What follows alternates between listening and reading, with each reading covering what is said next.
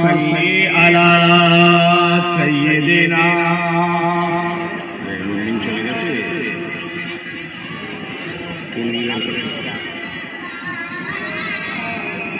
TV দিকে চলছে मिला पढ़ने के लिए कुरान मिला जो कुछ देने का था सब कुछ दिलवा दिया कमली वाले ने बोलो ला इलाहा इल्लल्लाह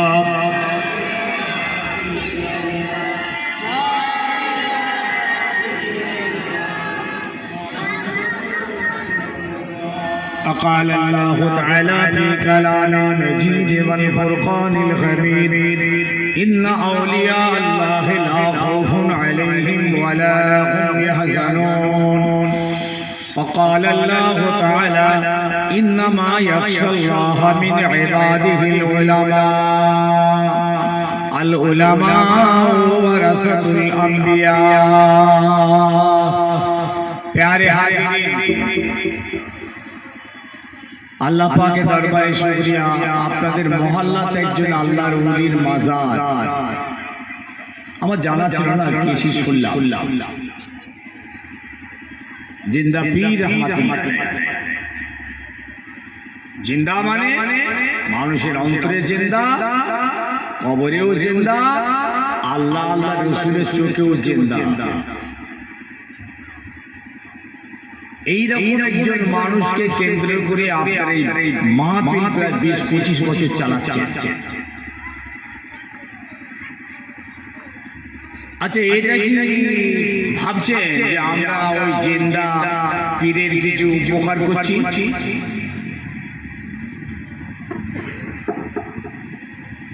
অনেক বছর পর বড়াসরে আল্লাহ পাক আনালেন অনেক বছর মনে আছে নাকি? চিনতে পারছে ছেলেরা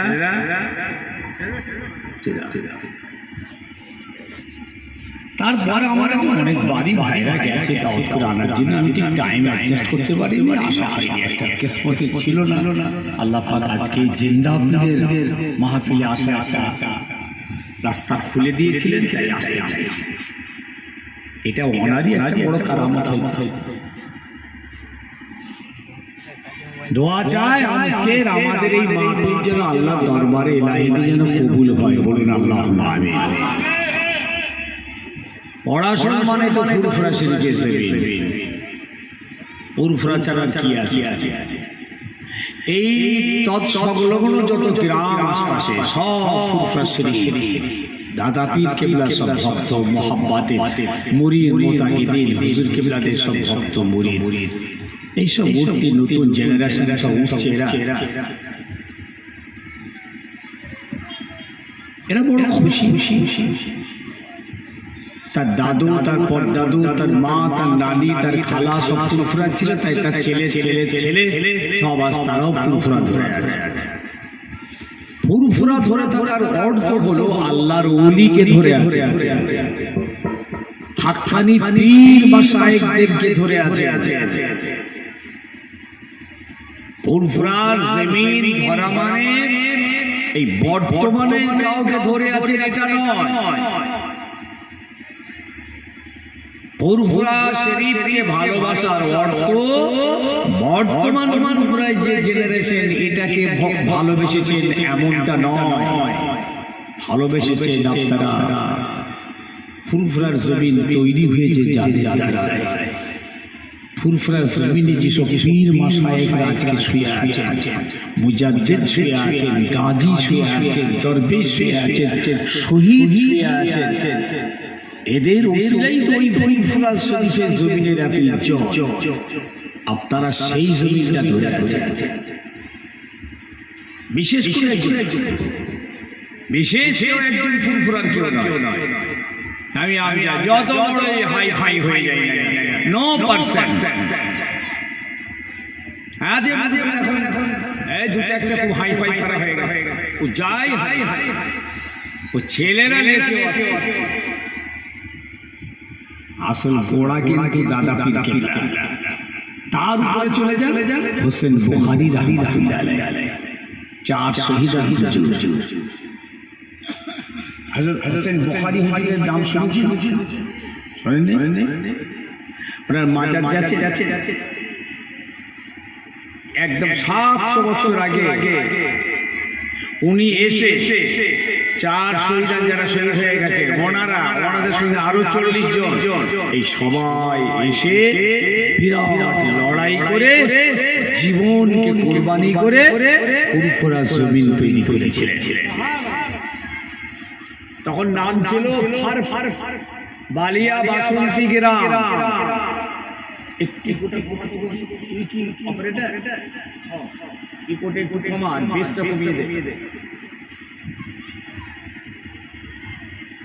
বালিয়া বাসন্তী গ্রাম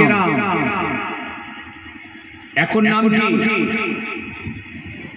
ফুরফুরা শরীফ। তাহলে 700 বছর আগে এই ফুরফুরা শরীফ নামটা হয়েছে। 700 বছর। তখন দিল্লিতে রাজত্ব করছেন আলাউদ্দিন খিলজি। তখন খিলজি যুগ, খিলজি পিরিয়ড চলছে, সুলতানি যুগ। এই যে ফুরফুরা তৈরি হলো, তারপর দীর্ঘ বছর অতিক্রম হলো। এরপর আল্লাহ আমাদের পীর মুর্শিদ মুজাদ্দিদে জামান দাদা পীর কেবলাকে আল্লাহ পাক পাঠান।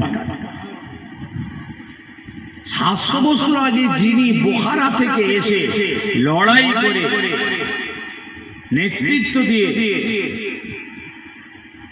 সেনাপতি হয়ে যুদ্ধ করেছিলেন, তিনি হলেন আমার শত্রুপস্থের পূর্বপুরুষ। নাম হচ্ছেন সৈয়দ শাহ হোসেন বুখারী রাহমাতুল্লাহ আলাইহি। আমি সেই বংশের ছেলে, আমরা সৈয়দ খানদান। দাদা পীর কেবলা রাহমাতুল্লাহ আলাইহি তাঁর আল্লাহ সব সিদ্দিকী খানদান। কথা বুঝতে পারছেন না? বুঝতে পারছেন? তাহলে আমি এই কথা বলে আপনাদের এটা বোঝাতে চাইছি, ফুরফুরাকে ভালোবাসেন তার মানে হলো আপনারা ফুরফুরার পীর মুর্শিদদের ভালোবাসেন। মানে যারা ফুরফুরা বানিয়েছেন, যারা ফুরফুরার বুজুর্গ পীর, যেমন দাদা হুজুর কেবলা রাহমাতুল্লাহ আলাইহি, 4 শহীদান হুজুর, গঞ্জে সোহাদা হুজুর, বুখারী হুজুর, এইগুলোকে আপনারা ভালোবাসেন। এটাই হলো আপনাদের ফুরফুরা। আমরা যারা আছি, আমরা তো একদম কেউ আমাকে পছন্দ করেন, কেউ আবার করেন না, কেউ বলে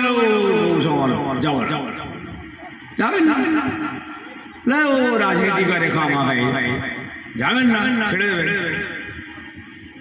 কিন্তু ফুরফুরা ছাড়তে পারবেন?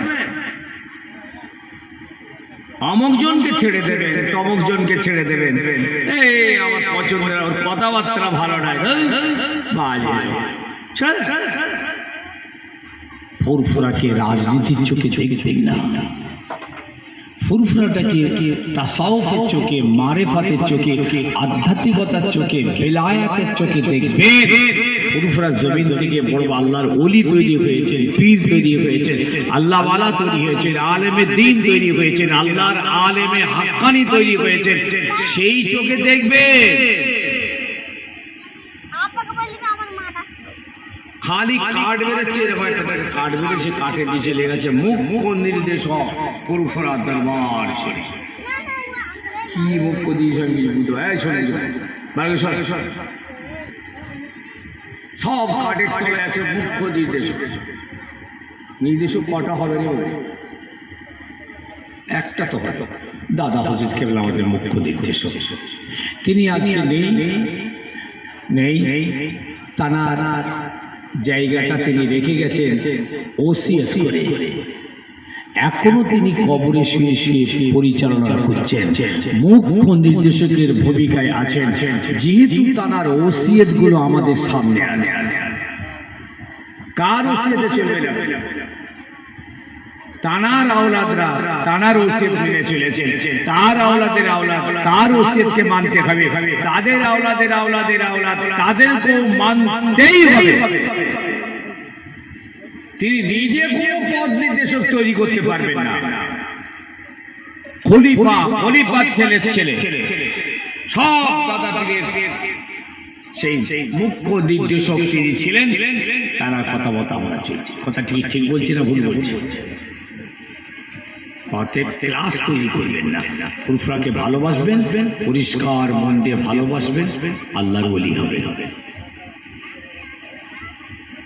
আপনি হয়তো দেখছেন ফুরফুরার ভিতরে কিছু গ্রুপ আছে, তারপরে আপনারা গ্রুপিং এ যাবেন। আপনাদের কাছে ফুরফুরা জমিন প্রিয় জমিন, এই জন্য জমিন বানাতে গেলে, জমিনকে দিনের আলো বাতি জ্বালাতে গেলে অনেক জীবন দিতে হয়, রক্ত দিতে হয়, শহীদ হতে হয়, কোরবানি হতে হয়, দেশ ছাড়া ঘর হারা, ভিটে হারা, বিবি হারা, ছেলে হারা, সর্বহারা হতে হয় আল্লাহ দ্বীনকে কায়েম করার জন্য। ফুরফুরা জমিনে আল্লাহ দ্বীন কায়েম করতে যে এইরকম জীবন দিয়েছে, শহীদ হয়েছে, ঘর হারা হয়েছে, ছেলে হারা হয়েছে, বিবি হারা হয়েছে, ভিটে হারা হয়েছে, সর্বহারা হয়ে ওনারা ফুরফুরার কথা বালিয়া বাসন্তীতে এসে জীবনকে কুরবানি করে দ্বীনের আলো জ্বালিয়েছেন।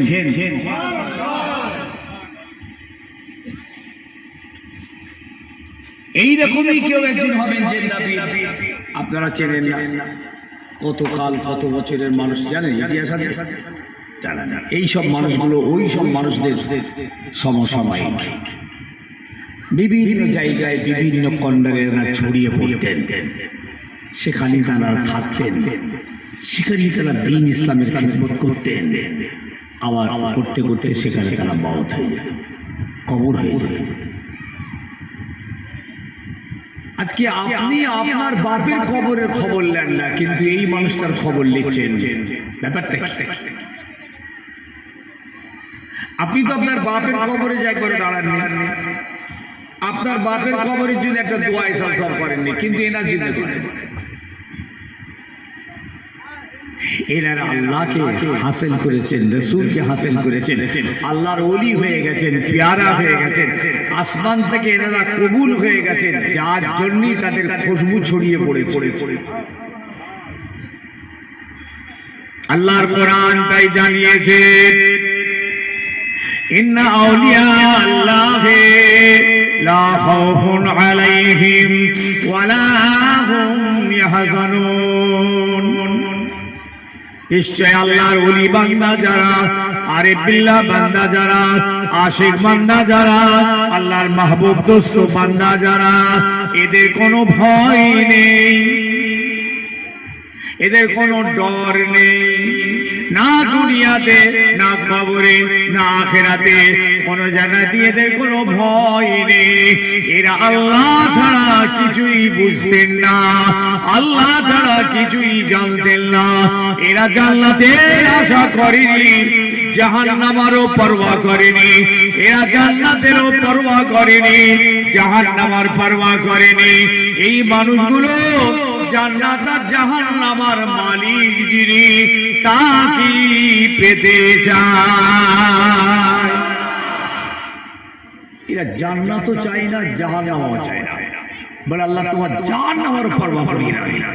আপনি দেন দেবেন না দেন না দেবেন, জান্নাত দেন দেবেন না দেন না দেবেন, ওটারও পরোয়া করি না। আমরা যাই জান্নাত আর জাহান্নামের যিনি মালিক, তাকে পেতে চাই। এই জন্য কথা শুনছেন নাকি? আচ্ছা বলুন তো, এরা যে আল্লাহর ওলি হয়েছে কি বেনামাজি হয়ে হয়েছে? এসব বেরোজগার, মদ মাতলামো, চোর ডাকাত, বদমাই, ছিনতাই, সব আল্লাহর ওলি হয়েছে?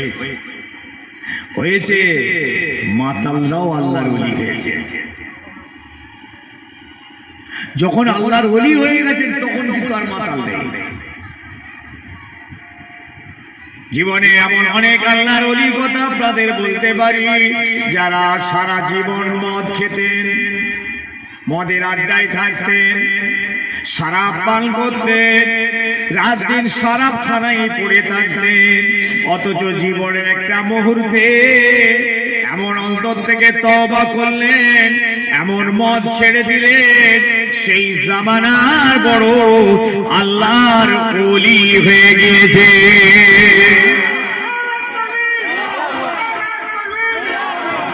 বিশরে হাফি রাহমাতুল্লাহ আলাইহির নাম শুনে থাকবেন। তিনি বড় মাতাল মানুষ ছিলেন, মদখোর ছিলেন। ও আমার বাপেরা, ছেলেরা, জীবনের একদিন এমন ঘটনা ঘটে গেল, আল্লাহর এক ওলি এসে এই বিশরে হাফিকে খুঁজতে লাগলেন। আসমান থেকে খবর হলো, ও আল্লাহর ওলি, তুমি আমার বিষয়কে গিয়ে বলো, আমি তার জীবনের গুনাহগুলো সব মাফ করে দিয়েছি। কেন মাফ করেছেন? ওই বিশের নামী মানুষটা মদ পান করে রাস্তা দিয়ে যাচ্ছিল, হঠাৎ কোরআনের একটা আয়াত দেখতে পাই রাস্তায় পড়ে আছে। আরে আল্লাহর কোরআন, আল্লাহর কালাম কত বড় বেয়াদবি, এই না মনে করে তাকে তুলে নিয়ে বুকে জড়িয়ে আর ভালোবেসে চুমাকে মাথায় লাগিয়ে সুন্দর করে তুলে নিয়ে গিয়ে ঘরেতে তাকে রাখলো। এই আল্লাহর কোরআনের এই সম্মান, আল্লাহর কোরআনের এই মহাব্বত, আল্লাহর কোরআনের এই ভালোবাসা আমার আল্লাহর দরবারে কবুল হয়ে গিয়েছে। সেই জমানার আল্লাহর ওলিকে আল্লাহ খবর দিচ্ছেন, যা আমার ওই বিশের নামী ব্যক্তিটাকে খোঁজ, তাকে গিয়ে বলবি আমি আল্লাহ তার আগে পিছু জীবনের সব গুনাহ আমি মাফ করে দিলাম। আমল করলে তবে ওলি হওয়া যায়, বিনা আমলে ওলি হওয়া যায় না। আমলটা দুরকম, একটা হলো হারাম ছেড়ে দিয়ে একটা আমল, আর একটা হালাল কাজ করে আমল। কোনো আমলই তো নেই আমাদের, আমরা হালাল কাজও করি না, আবার হারামটাও ছাড়ি না। জীবনে ওলি হবে? ওলিদের ভালোবেসে গেলে, ওলিদের মহব্বত করে গেলে, বাতির কাছে রইলেন, আলোর ধারে ধারে রইলেন, কিন্তু আপনি কিন্তু অন্ধকারে রয়ে গেলেন। এটা মনে রাখবেন। আল্লাহর ওলিরা, মাহবুবরা, পীর মাশায়েখরা আমাদেরকে জাহান্নামা থেকে বাঁচাতে পারবে না।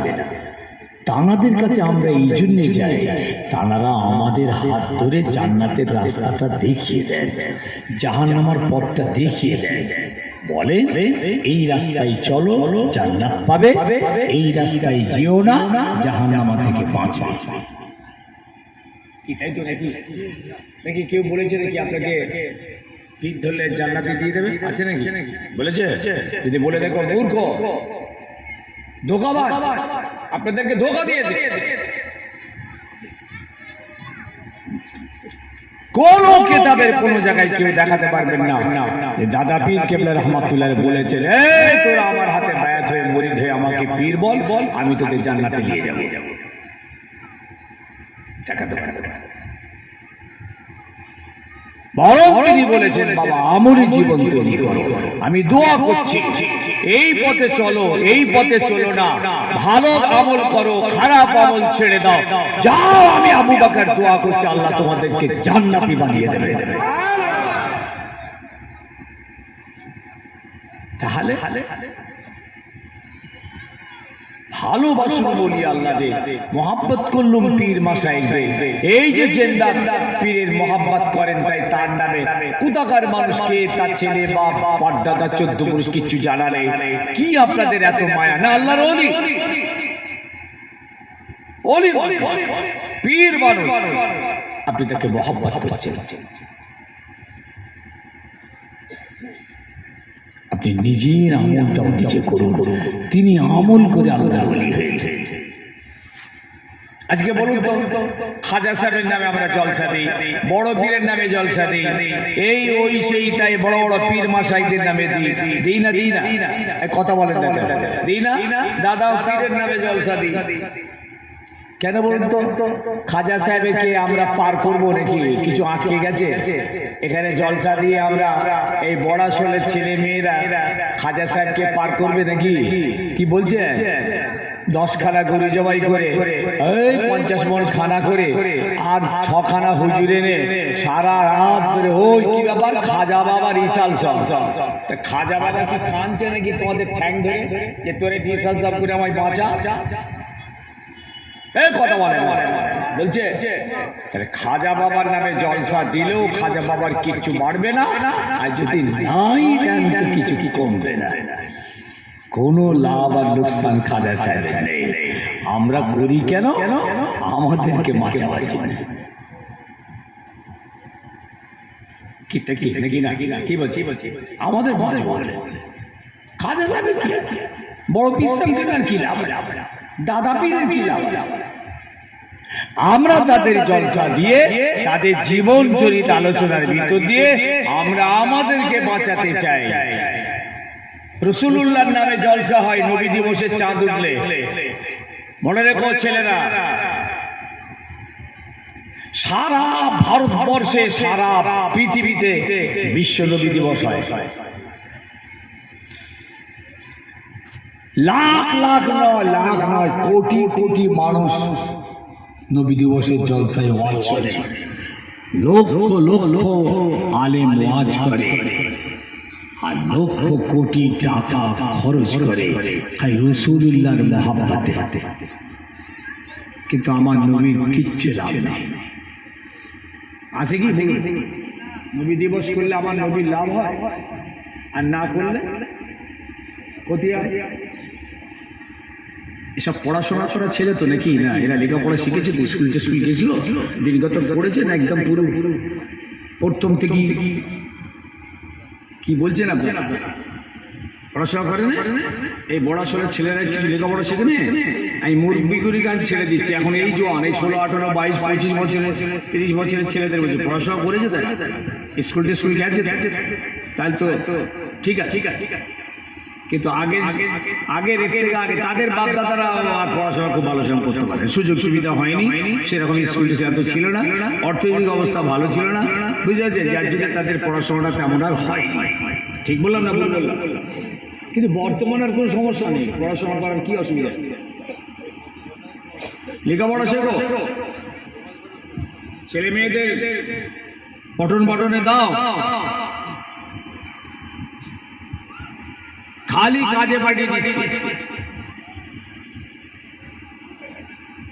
অন্ধকার লাইফ অন্ধকার শিক্ষা করো দিনই শিক্ষাও শেখো জেনারেল শিক্ষাও শেখো দুনিয়ার জ্ঞান হোক আখিরাতের জ্ঞান হোক দুটো নিয়ে পৃথিবী জমিনে বড় হোক আমাদের বাড়ির আমাদের খানদানের আমাদের বংশের আমাদের জাতের সব ছেলে মেয়েদের কোনো শিক্ষা দীক্ষা নেই এখন আমি চ্যালেঞ্জ করে বলছি যদি বলি ভাই ইমানে মুজমানটা পড়ো তো বলতে পারবে কালমা তাইয়্যিবাটা পড়ো পারবে না ইমানে মুফাসসালটা পড়ো পারবে না কালমে রাদ্দে গুবার পড়ো পারবে যদি বলি এই বলো তো ভাই ঈমান কাকে বলে পারবে না বলুক ঈমান কাকে বলে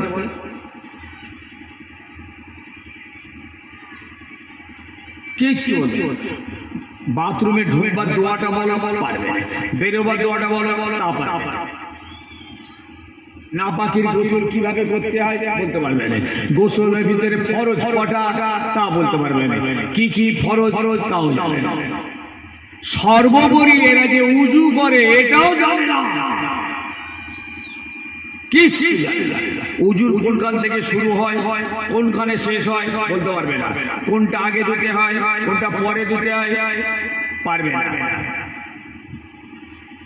চ্যালেঞ্জ করছি একবার উদ্দেশ্য একজন শুক্রবারের নামাজ উঠে যিনি খালি শুক্রবারের নামাজ পড়ে এসো আমাকে উজুটা করে দেখিয়ে দাও ওর উজু হয় না ওর সারা লাইফের নামাজ হয় না 5 ওয়াক্ত তো পড়ে না শুক্রবার দিন পড়ে ওটাও হয় না ঈদ বকরিদ ওটাও হয় না জানাজা তাও হয় না তাহলে উজু হয় না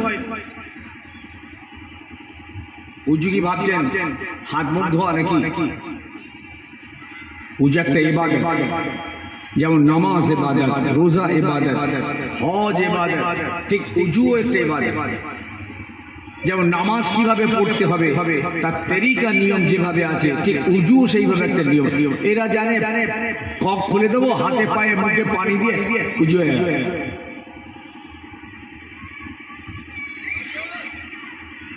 আমার বাবা, এই জন্য আল্লাহ পাক আলেমে হাক্কানীদের শোনেন কোরআনের আয়াত নাযিল করে জানিয়ে দিলেন, ইন্নামা ইয়াখশাল্লাহ মিন ইবাদিহিল উলামা। পৃথিবী জমিনে যারা আলেমে হাক্কানী, যারা আলেমে দ্বীন, নায়েবে নবী ওয়ারাসাতুল আম্বিয়া, এরা আমি আল্লাহ আমাকে ভয় করে। আল্লাহ পাক অন্য আয়াতে বললেন, হে ঈমানদারেরা, তোমরা আমি আল্লাহ আমাকে ভয় করো। ইয়া আইয়ুহাল্লাযীনা আমানুত্তাকুল্লাহ হাক্কা তুকাতিহি, হে ঈমানদারেরা, তোমরা আমি আল্লাহ আমাকে ভয় করো। অন্য আয়াতে আল্লাহ পাক বললেন, আলেমে দ্বীন যারা, আলেমে হাক্কানী যারা, নায়েবে নবী যারা, ওয়ারাসাতুল আম্বিয়া যারা, এরা আমি আল্লাহ আমাকে ভয় করে। এই জন্য আল্লাহর ওলি, এই জন্য আল্লাহর পেয়ারা, এই জন্য নায়েবে নবী, এই জন্য ওয়ারাসাতুল আম্বিয়া, এরা আল্লাহকে ভয় করে ভয় করে ভয় করে আল্লাহ পাকের ওলি হয়ে গেছে। ও ঈমানদারের ঘরের ছেলে মেয়েরা, বুকে হাত দিয়ে বলুন তো যে আমরা আমাদের আল্লাহকে ভয় করি। বলুন বলুন। ইন্নামা, আল্লাহ পাক পরিষ্কার বলে দিয়েছেন, তোরা আমাকে ভয় কর, ভয় করার মতন ভয় কর। আর তোরা যখন মরবি, মুসলমান হয়ে তোরা মরিস। ভয় করি আল্লাহকে? কি বলছেন আপনারা? আপনারা বলবেন হ্যাঁ আমরা আল্লাহকে তো ভয় করি। আল্লাহকে ভয় করি, আল্লাহকে ভয় করি, জাহান্নামে ভয় করি, কবরের ভয় করি। আমি দায়িত্ব দিয়ে বলছি ভয় করি না। হ্যাঁ, ভয় আলাদা জিনিস আর ইবাদত আলাদা জিনিস। আপনি বলবেন হুজুর আমি নামাজ পড়ি, রোজা রাখি, আমি ভয় করি না।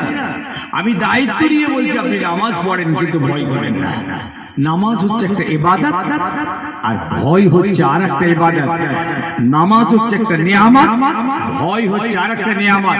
যদি আপনার নামাজটা ঠিক ভয়ের সাথে হয়, আপনি আল্লাহর ওলি। কিন্তু হয়নি, নামাজটা হয়, ভয় হয় না। মাথায় ঢুকছে না? তাহলে আপনি উত্তর দেন যে নামাজি মানুষ তিনি নামাজ পড়েন, মিথ্যে কথা বলেন কেন? ভয় আছে? গীবত গিল্লা করে কেন? ভয় আছে? সুদ খাই কেন? ভয় আছে? নামাজ তো পাক্কা নামাজ পড়ছে, পাক্কা সুদ খোর। কিনা বলো? আবার এর কেড়ে দিচ্ছে, ওর কেড়ে দিচ্ছে, এর বেড়ে দিচ্ছে, মিথ্যা মামলা মোকদ্দমা, মিথ্যা সই, মিথ্যা সাক্ষী। তুই যে নামাজ পড়ি কই ভয় করি?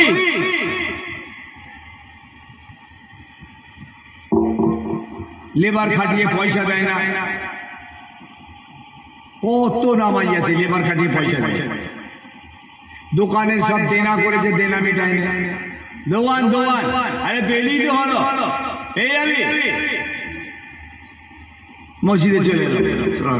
আল্লাহ, ওদিকে পুরো হক মেরে দিয়েছে।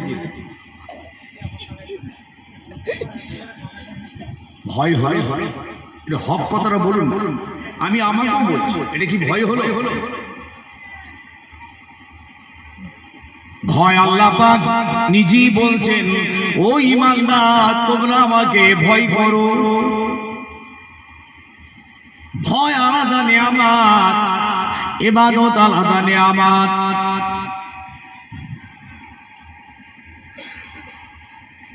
কারো মনে যদি সরষের দানা পরিমাণ যদি ভয় থাকে, আমি আমজাদ বলে গেলাম সেই বাবাজি আল্লাহর ওলি হয়ে গেছে। যার অন্তরে ভয় থাকবে তিনি বেনামাজি হবেন না, বেরোজগার হবেন না, তিনি মাতাল মদখোর সুদখোর হবেন না, তিনি মিথ্যা বলবেন না, সুদ খাবেন না, গীবত গিল্লা করতে পারবে না, মেরে কেড়ে নিতে পারবে না। ও বাবাজি, যার অন্তরে আল্লাহর ভয় থাকবে তিনি দাড়ি পাল্লার মাল ওজনে কম দিতে পারবে না। যার অন্তরে আল্লাহর ভয় থাকবে বিচার করতে বসে একটা হককে নাহক বানিয়ে দেবে, নাহককে হক বানিয়ে দেবে, এটা তিনি পারবেন না। কি আওয়াজ বুঝতে পারছেন না? বুঝতে পারেননি? এর আওয়াজ চলবে না অন্য চলবে না? ক্যাসেট চালাবো? এই ক্যাসেট শুনে শুনেই 12টা বেজে গেছে। ওই যে বড় বড় সব গল্প কাহিনী, আবার মহব্বতের ওয়াজ হয়, আর আপনারা শুনে আর যে ছেলে কটা দাঁড়িয়ে সুবহানাল্লাহ পড়েছে না, ওই যে প্যান্টটা পড়ে আছে, ওই প্যান্টটাকে খুলে একবার ল্যাবরেটরিতে পাঠিয়ে দাও, চেক আপে 250 পিকচার ধরে দেবে, পানি লাইনে খাই চেন তুলেছে না দিয়েছে, তুলেছে না দিয়েছে। তিনি আবার মজলিসে বসে বলছে বক্তা ভাবলো আমার ওয়াজ কাজে লেগেছে, কিন্তু বরবাদ করে দিয়েছে বক্তার ওয়াজ। ও আমার বাপ ভাই ছেলে, যুবক জওয়ান মুরব্বী বাপেরা, হাতে ধরে বলে যাচ্ছি, আপনার আজকে এই মাহফিলটা জিন্দা পীরকে জিন্দা রাখার জন্য করতে হয়নি। জিন্দা পীর তিনি জিন্দাই রয়েছেন, তিনি পীর পীরই রয়েছেন, ওলি ওলি রয়েছেন। আপনার এই জলসা বন্ধ করে দিল, তিনি আল্লাহর ওলি থাকবেন।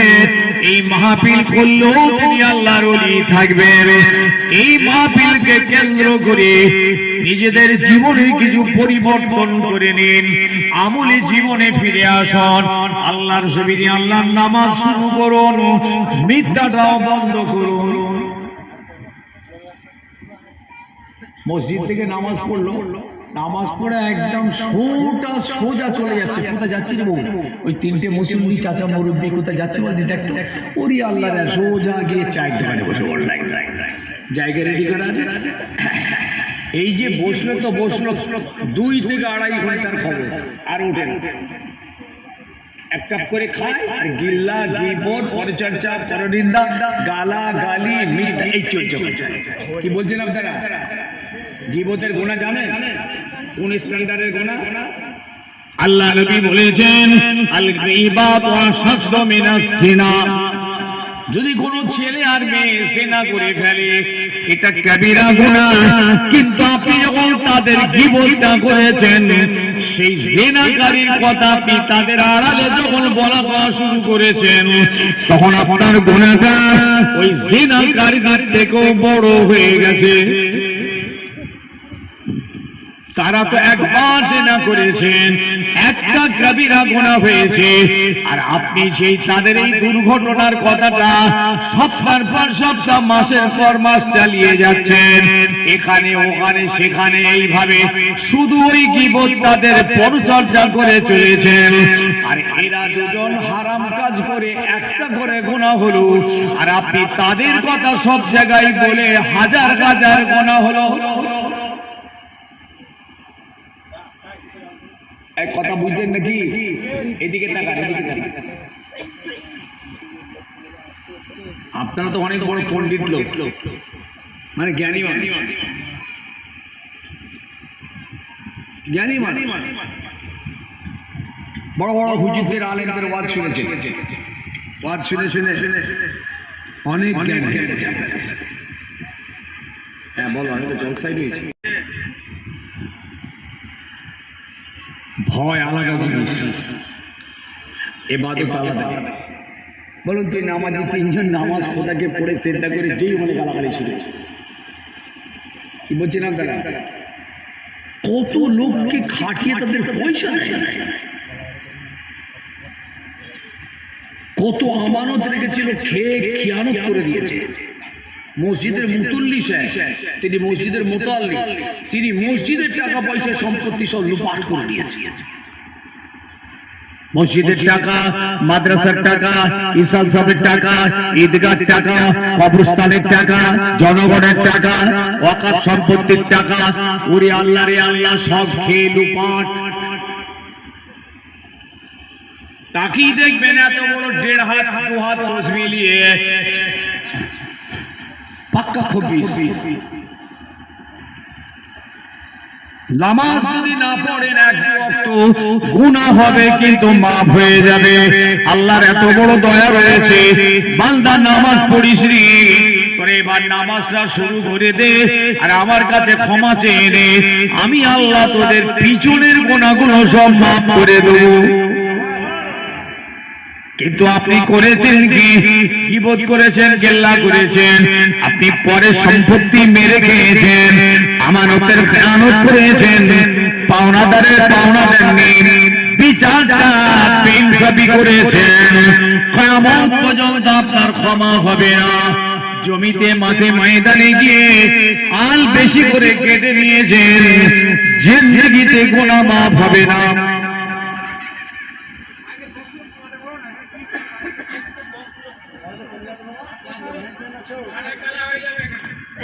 এই মাইগলা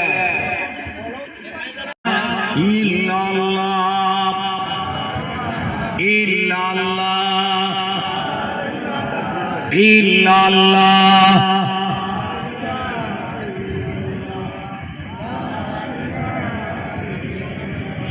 বাঁচার জন্য বলছি, আর বাঁচবার জন্যই মাজলিস করেছে, নিজেরা বাঁচবো বলে করেছি।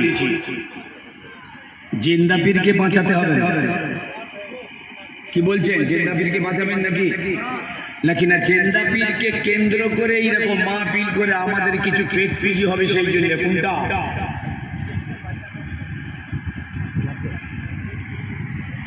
আসুন, ফিরে আসুন। জিন্দা পীর বেনামাজি ছিল না, আমরাও বেনামাজি থাকবো না।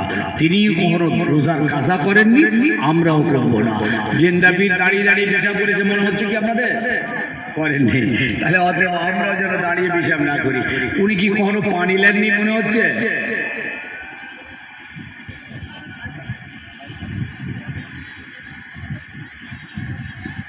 এই যে কথা বলছিলাম, বলতে বলতে আমি চলে যাচ্ছি, আর দুটো কথা বলে নি। দোকানদার, আপনি হুঁশিয়ার থাকবেন। আপনি একজন নামাজি মানুষ, আপনি একজন হাজি মানুষ, একজন দাড়িওয়ালা মানুষ, তসবিহওয়ালা মানুষ। দোকানদারে দোকানদারি করতে এসে পাল্লা ধরলেন, পাল্লা ধরার সময় আপনি আবার বিসমিল্লাহ বলে পাল্লা তুললেন। কি বলে পাল্লা তুলছে? এই জোরে বলে না কেন? খরিদ্দার তো দাঁড়িয়ে আছে সামনে, সে বলছে ওরে আল্লাহ রে আল্লাহ, তো দোকানদার তো ফেরেশতা। আর তারপরে টিপ বাজছে। বিসমিল্লাহ বলা হালাল, টিপ মেরে মাল কম দেওয়া হারাম। ও দুনিয়ার মানুষ মনে রেখো, তোমার এই বিসমিল্লাহ তোমাকে বাঁচাতে পারবে না, বরং ওই টিপ মেরে মাল কম দেওয়ার জন্য তোমার জাহান্নামা হয়ে যাবে। হুজুর ওয়াজ করেছেন, বাবা যখন যা করবি বাবা বিসমিল্লাহ বলে, খাবি বিসমিল্লাহ বলে, কাজ শুরু করবি বিসমিল্লাহ বলে, সব কাজে বাবা বিসমিল্লাহ করিস। কেন? এটা হাদিস, আল্লাহ নবী বলেছেন যখন কোনো কাজ বিসমিল্লাহ বলে শুরু হয় সেই কাজটাই আল্লাহ বরকত দেয়। আর বিসমিল্লাহ ছাড়া কোনো কাজ ন্যাচ কাটা মানে অসম্পূর্ণ কাজ হয় না। বিসমিল্লাহ বলে আল্লাহ বরকত দেবে। ওয়াজ শুনে নিয়েছে, পরের দিন সকালবেলা কোদাল কাঁধে নিয়ে মাঠে যাচ্ছে। হুজুর বলেছেন বিসমিল্লাহ বরকত, এক কোদাল তুলেছেন বিসমিল্লাহ, আলেতে এমন মার মেরেছে 4 ইঞ্চি না বেরিয়েছে। আমার কথা শুনছেন? এইসব ওয়াজ করেছিলাম কিনা কি জানি না। হ্যাঁ, এখানে আমার মা মুশকিল, এইসব করাও তো বিপদ। আমার দাওয়াত যদি বন্ধ হয়ে যায়। এখন তো ওয়াজ তো দুরকম হয়, একটা হচ্ছে মূলতুল আওয়াজ, একটা হচ্ছে বেগুনতুল আওয়াজ। এখন তো মৌলবীরা, মৌলানারা, বক্তারা বেগুন তোলা আওয়াজ করছে, যেন আবার এসে যেন বড়া শোলে বেগুনটা তোলা যায়। আর আমার তো মূলো তোলা, মূলো কবার তোলে একবার। প্রত্যেকটা কোপে বিসমিল্লাহ বলছে, 4 ইঞ্চি করে বাড়ছে। ও তখন ভাবছে, বললে ঠিকই তো, হুজুরের ওয়াজ তো কাজে লেগে গেছে। প্রত্যেক বিসমিল্লাহ তো বরকত, চারদিকের আলেতে 4 ইঞ্চি 4 ইঞ্চি করে করছে। ওখানে বক্সটা প্রচন্ড কানে লাগছে, বলছে দেখ ওই বক্সটা একটু কমিয়ে দেখ, যেখানটা লাগছে দেখ দেখ, ঠিক আছে, সাউন্ডটা কমে যায়, মুশকিল হয়ে যায়। এইরকম ইসলামকে বোঝেন, দিন বুঝাচ্ছি, কোন জায়গায় আছি আমরা, আমাদের অবস্থাটা কি, খালি উপরে মুখোশটা পড়ে আছি। মুসলমান, ইমানদার, কালমাওয়ালা, এই মুখোশ পরে আছি।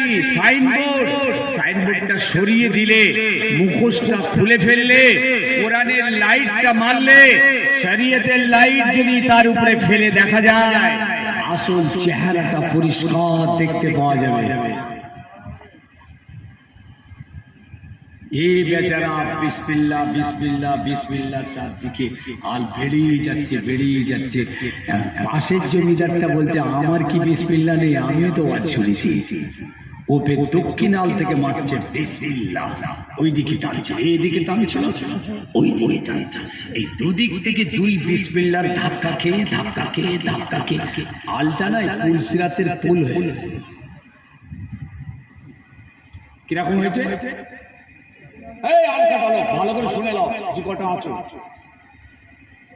পুলসিরাতের পুল। এবার হাদিসটা শুনলেন, লানাতুল্লাহি আলা মান গায়্যারা মানারাল আরদি। আল্লাহ নবী সোনার জবানে বলে গেলেন, যারা পৃথিবীর জমিনে সীমানা কম বেশি করে, সীমানা বাড়িয়ে নেয়, এদের জন্য খোদা লানত, জাহান্নামের জিঞ্জির, আগুনের জিঞ্জির তাদের গলায় পরিয়ে দেওয়া হবে।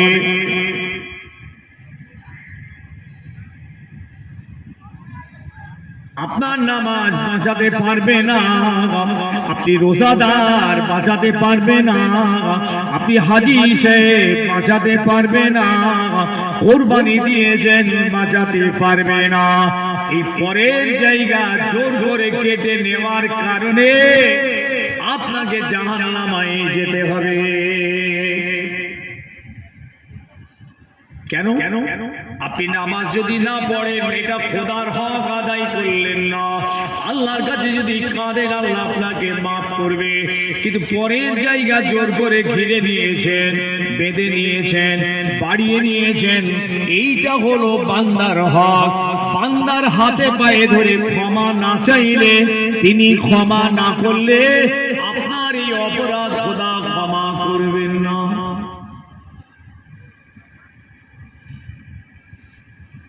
অসুবিধা হচ্ছে দেখি, বাঁচার জন্য বলছি, আল্লাহর ওলির ইনসান তো, এইসব ওলি কি করে হয়েছে দেখুন, এইসব ছিল না।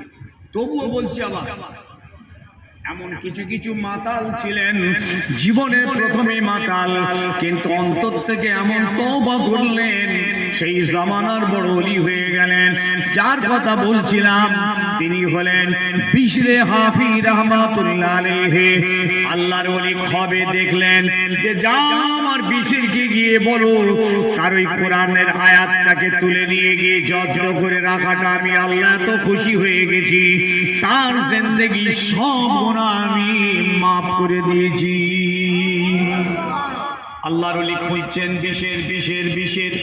লোককে জিজ্ঞেস করে, বিশের কে চেনেন, বিশের কোথায়? বলে, ও সেই মদ টদ খাই, সেই বিশের? বলে, হ্যাঁ। বলে, ওই মদখানার ভিতরে। আল্লাহর ওলি মদখানার দরওয়াজায় গিয়ে দাঁড়িয়ে গেলেন, তাকে বিশের মদ খেয়ে চুর হয়ে আছে, নেশায় চোখ লাল। বলে, আপনার নাম কি? বিশের। বলে, হ্যাঁ, কি ব্যাপার? বলে, শোনেন, আল্লাহ পাকের তরফ থেকে আপনার জন্য বড় নিয়ামতি খবর এসেছে, আল্লাহ আপনার উপরে বড় খুশি হয়ে গেছেন। এইটা বলার জন্য আমাকে আপনার কাছে আল্লাহ পাক পাঠিয়েছেন। আল্লাহ আপনার জীবনের সব গুনাহ আল্লাহ মাফ করে দিয়েছে। মদের ঘোর, বেরিয়ে এলেন। মদখানার বন্ধু বান্ধবদের বললেন, শোনে রাখ, আজ থেকেই মদখানা আমার জন্য হারাম, জীবনে আর তোরা আমাকে এই জায়গায় পাবে না। তওবা করে তওবা করে তওবা করে বিশরে হাফি ফিরে চলে এলেন, জীবনের মতন মদ ছেড়ে দিলেন, আমলি জীবনে ফিরে এলেন। বড় বড় ওলি আল্লাহ, দরবেশ, আলেম, পীর, মাশাইখদের সোহবতে বসতে লাগলেন। সেই জায়গায় আমলি জীবন তৈরি করে তিনি বড় জামানার আল্লাহর ওলি হয়ে গেলেন। আপনার ইচ্ছে হয় না যে আমি একটু আল্লাহর ওলি হই? আর ওলি হওয়ার জন্য কোনো বংশের দরকার নেই। এটা জানেন তো যে পীরের ছেলে পীর হবে এরকম কোনো কথা নেই। দাদা পীর কেবলা বলে গেছে যে কিছু জানুক আর নাই জানুক, অনেক জায়গায় দেখবে যে পীরের ছেলেরা পীর সেজে বসে আছে।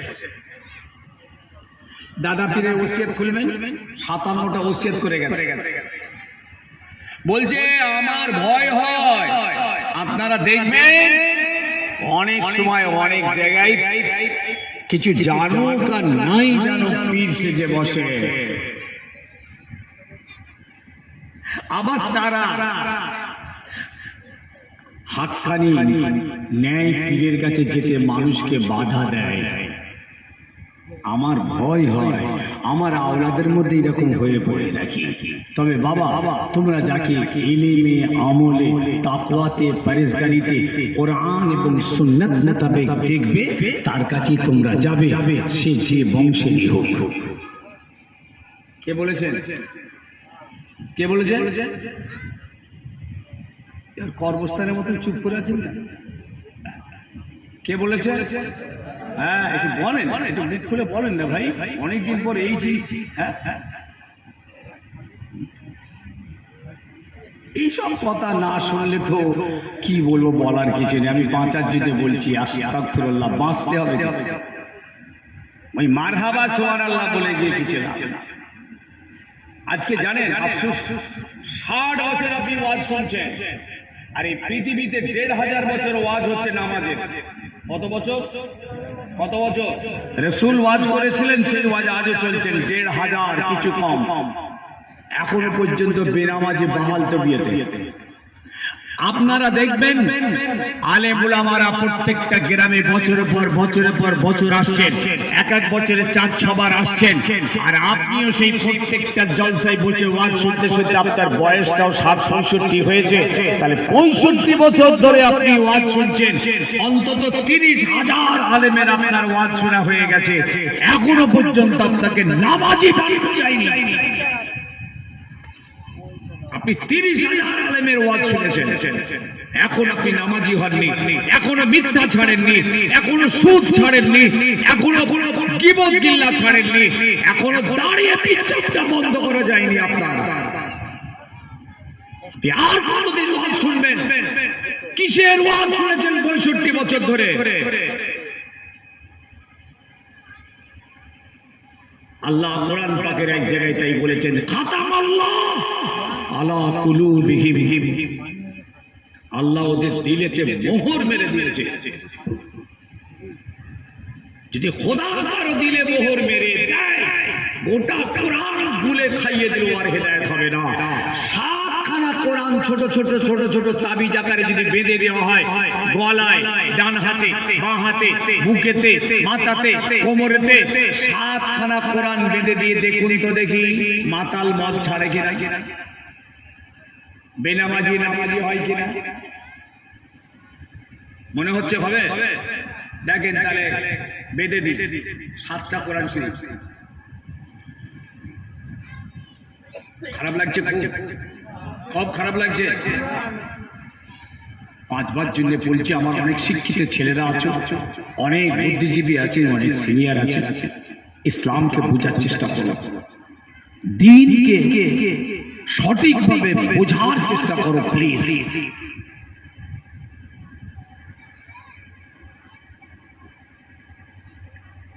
বিশরে হাফি হয়ে গেলেন। হাফি মানে হচ্ছে খালি পা, খালি পা। হাফি মানে খালি পা। ওই মদখোর যিনি ছিলেন তওবা করে আল্লাহর ওলি হয়ে যাওয়ার পর সারা জীবন খালি পায়ে ঘুরতেন, খালি পায়ে। হুজুরকে বলা হলো, হুজুর আপনি জুতো বলেন না কেন, খালি পায়ে ঘুরছেন কেন? বলে বাবা দেখে মাতাল, ঘোর মাতাল, কি কথা বলছেন দেখুন কিরকম পাল্টে গেছে। বাবা মনে রেখো, এই জমিনটাকে আল্লাহ আমাদের জন্য বিছানা করে দিয়েছেন। আল্লাহর বিছানা, আল্লাহর বিছানায় আমি বিশের কি করে জুতো পায়ে দিয়ে যাব? এই জন্য আল্লাহর বিছানার উপর দিয়ে আমি জুতো পায়ে যেতে পাচ্ছি না। আলাম নাজআলিল আরদা মিহাদা, কোরআন বলছে আমি কি আল্লাহ তোদের জন্য জমিনটাকে বিছানা করে দিই নাই? কোন তবকায় পৌঁছে গেছে বুঝতে পেরেছেন? আপনি আল্লাহর ওলি হবেন। আপনাদের মনে একটা দুর্বলতা আছে, আমরা আর ওলি হতে পারবো? আমরা সব গাঁওয়ার মূর্খ লোক, এই যে গোলা লোক, এরেম ফেরেম নেই, আমার এই কখনো ভাববেন না। আল্লাহর কাছে সবাই সমান, যাদের ঈমান আছে আর আমল আছে এরাই আল্লাহর ওলি হবে। আবার বলে যাচ্ছি, আল্লাহর ওলি হওয়ার জন্য কোনো বংশের দরকার নেই, হসব নসবের দরকার নেই, কোনো খানদানের দরকার নেই, কোনো রক্তের দরকার নেই। এই কিছু কিছু বক্তা খালি রক্ত দেখায়, জানো আমার শরীরে কোন রক্ত? রক্ত রক্ত। তাহলে নমরুদের গায়ে তো ছিল কার রক্ত?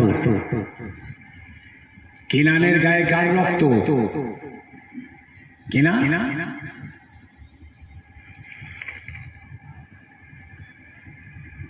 ইব্রাহিম, নূহ আলাইহিস সালামের ছেলের নাম কি?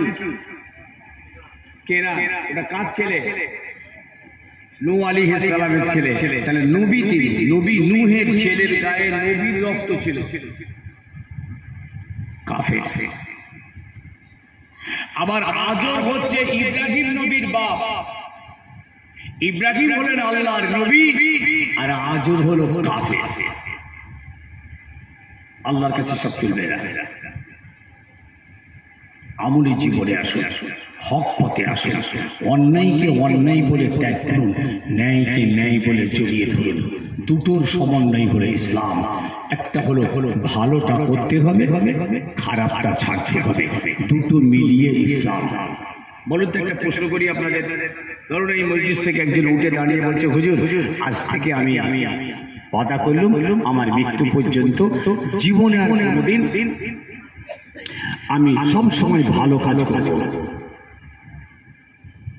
সব সময় আমি ভালো কাজ করে যাব, নামাজ রোজা হজ যাকাত কোরবানি দান খায়রাত তাসবিহ তাহলিল তেলাওয়াত, কিন্তু হুজুর হারামটা আমি ছাড়তে পারবো না।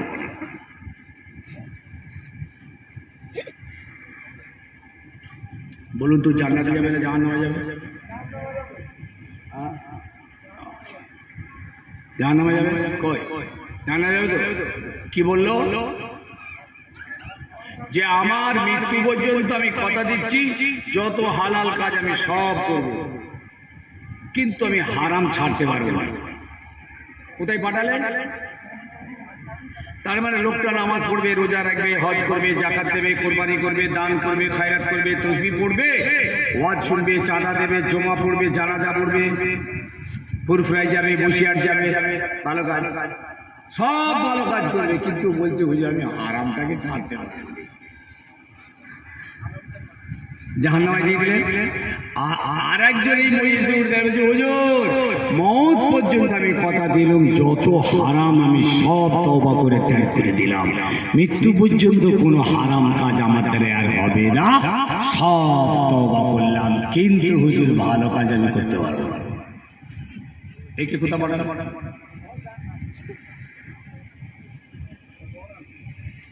দুটি জাহান্নাম। খুব চাপ হয়ে যাচ্ছে নাকি?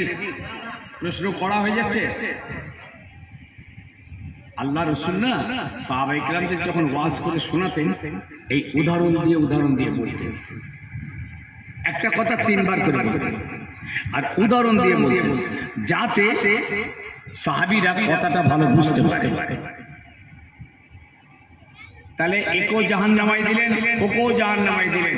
আপনাদের কথা মতো নামাজ রোজা পড়েও জাহান্নামাই যাবে, আপনাদের কথা মতো মদ সুদ ঘুষ চুরি ডাকাতি জেনা ব্যবচারী ছেড়ে দিয়েও জাহান্নামাই যাবে।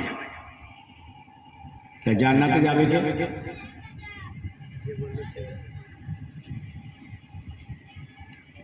চাপ হয়ে যাচ্ছে, একটু সব খেয়ে নাও, যে কি খাইছ একটু খেয়ে একটু ব্রেনটাকে ঠিক করলো, পান পান খৈনি দুঃখা তেরেঙ্গা শান্তি অশান্তি খেলে বাবা একটু ঘষে ঘাসে দে।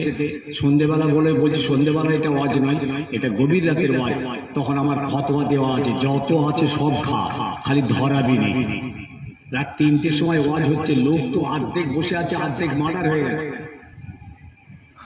দেহটা খালি বসে আছে, রূহ কিন্তু বেরিয়ে চলে গেছে। ওই তাদেরকে তখন বলতে হয়, বাবা যা আছে বার কর, বার করে খা, ঘষে ঘাসে পেলা দে বাবা, একটুখানি ঠিকঠাক হোক। একবারই যে কাত হয়ে যাচ্ছিস, এখন তো চাঙ্গা। বলেন বলেন, তারা জান্নাতে যাবে কি?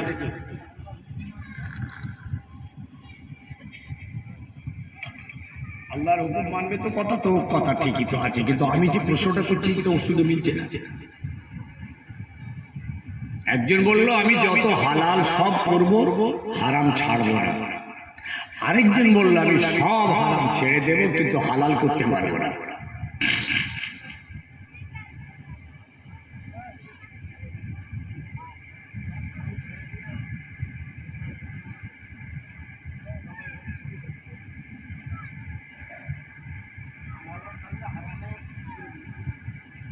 হালালও ছেড়ে দেবে আর হারামও ছেড়ে দেবে।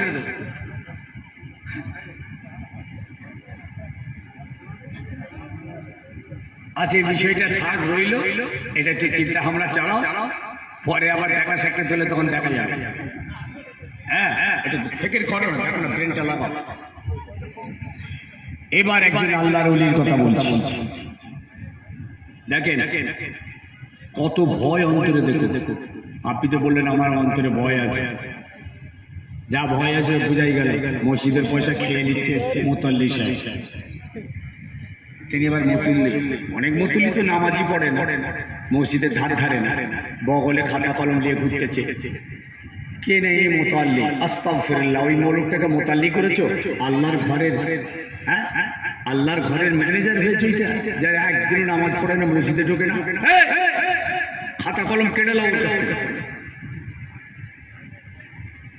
আল্লাহর ঘরের পারওয়ারিশ দেখভালের দায়িত্ব তাদের হবে যারা 5 ওয়াক্ত খোদার ঘরে হাজিরি দেয়। এরা তো আল্লাহর ঘরের দেখভালের দায়িত্ব। কোরআন পাক বলছে আল্লাহর ঘরে দেখাশোনা করার দায়িত্ব হবে একজন ঈমানদার, একজন নামাজি, একজন সৎ চরিত্রের মানুষ। এরা আল্লাহর ঘরের খাদেম হবে না। বলে আমার বাপের জায়গায় মসজিদ, আমার বাপ দিয়ে আছে, অতএব আমি মসজিদের মোতাল্লি সাহেব, খাতা কলম নিয়ে বসে আছে, বুঝেছেন? আর খবর নিয়ে দেখেন সব খেয়ে ফাঁক।